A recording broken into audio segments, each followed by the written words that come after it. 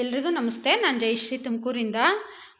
ಗುರುಪೌರ್ಣಿಮೆಯ ವಿಶೇಷವಾದ ಈ ಶುಭ ದಿನದಂದು ನಮ್ಮ ಎಲ್ಲ ವೀಕ್ಷಕರುಗಳಿಗೆ ಗುರುಪೌರ್ಣಿಮೆಯ ಹಾರ್ದಿಕ ಶುಭಾಶಯಗಳು.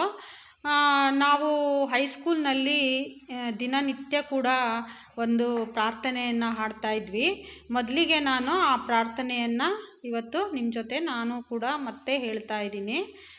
ಗುರು ಬ್ರಹ್ಮ ಗುರು ವಿಷ್ಣು ಗುರುದೇವೋ ಮಹೇಶ್ವರ ಗುರು ಸಾಕ್ಷಾತ್ ಪರಬ್ರಹ್ಮ ತಸ್ಮೈ ಶ್ರೀ ಗುರುವೇ ನಮಃ. ತಸ್ಮೈ ಶ್ರೀ ಗುರುವೇ ನಮಃ. ತ್ವಮೇವ ಮಾತಾ ಚ ಪಿತಾ ತ್ವಮೇವ ತ್ವಮೇವ ಬಂಧುಶ್ಚ ಸಖಾ ತ್ವಮೇವ ತ್ವಮೇವ ವಿದ್ಯಾ ದ್ರವಿಣಂ ತ್ವಮೇವ ತ್ವಮೇವ ಸರ್ವಂ ಮಮ ದೇವ ದೇವ.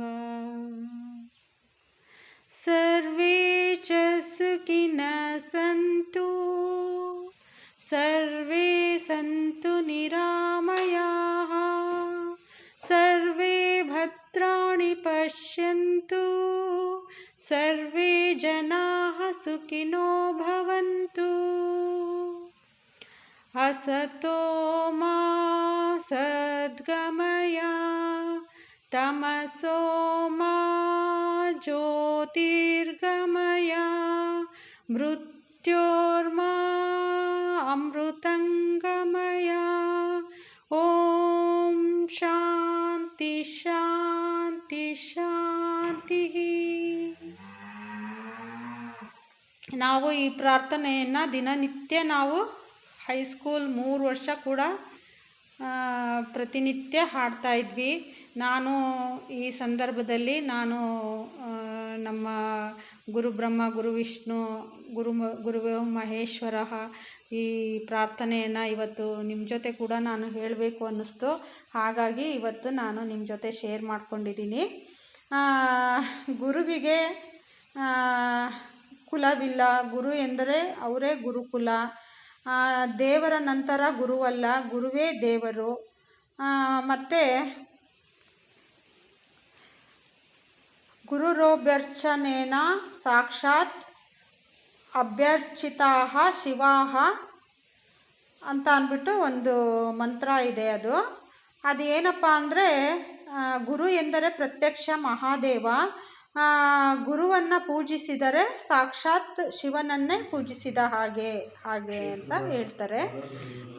ಆದ್ದರಿಂದ ನಾವು ದಿನನಿತ್ಯ ನಮ್ಮ ಶಾಲೆಗಳಲ್ಲಿ ನಮಗೆ ಪಾಠ ಮಾಡೋವಂಥ ಗುರುಗಳಿರ್ಬೋದು, ಅಥವಾ ನಮ್ಮ ಸಮಾಜದಲ್ಲಿ ನಮ್ಮನ್ನು ತಿದ್ದಿ ತೀಡಿ ಅನೇಕ ಅವರ ಒಂದು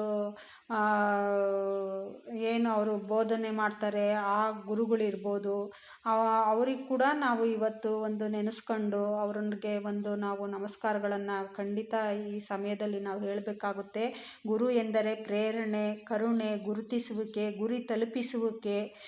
ಗುರು ಅಂದರೆ ಕಲ್ಪವೃಕ್ಷ, ಜ್ಞಾನ ಭಂಡಾರ, ಜ್ಞಾನ ದೇಗುಲ, ಅನುಭವ ಮಂಟಪ, ಘನತೆ, ಗೌರವ, ಮಾರ್ಗದರ್ಶನ, ನ್ಯಾಯ ನಿಷ್ಠುರತೆ, ಮಾರ್ಗಸೂಚಿ, ಸಾಕ್ಷಾತ್ಕಾರ. ಗುರು ಎಂದರೆ ಅಕ್ಷರ, ಸಾಕ್ಷರತೆ, ಎಚ್ಚರಿಕೆ. ಗುರು ಎಂದರೆ ಕತ್ತಲೆಯಿಂದ ಬೆಳಕಿನಡೆಗೆ ನಡೆಸುವವರು. ಮತ್ತು ಗುರು ಎಂದರೆ ಒಂದು ವಿಶ್ವವಿದ್ಯಾನಿಲಯ, ಸನ್ನುಡಿ, ವ್ಯಾಸಂಗ, ದಾರಿದೀಪ, ಸುಜ್ಞಾನ, ವಿಜ್ಞಾನ, ಮಾತೃತ್ವ. ಇನ್ನೂ ಅನೇಕ ಬಗೆಯಲ್ಲಿ ನಾವು ನಮ್ಮ ಗುರುಗಳನ್ನ ನಾವು ದಿನನಿತ್ಯ ಪ್ರಾರ್ಥನೆಯಲ್ಲಿ ಅವರನ್ನು ನೆನೆಸೋಣ ಅಂತ ಹೇಳ್ತಾ ನನ್ನ ವಿಡಿಯೋ ನೋಡಿದಂಥ ಎಲ್ರಿಗೂ ಕೂಡ ಧನ್ಯವಾದಗಳು. Thank you.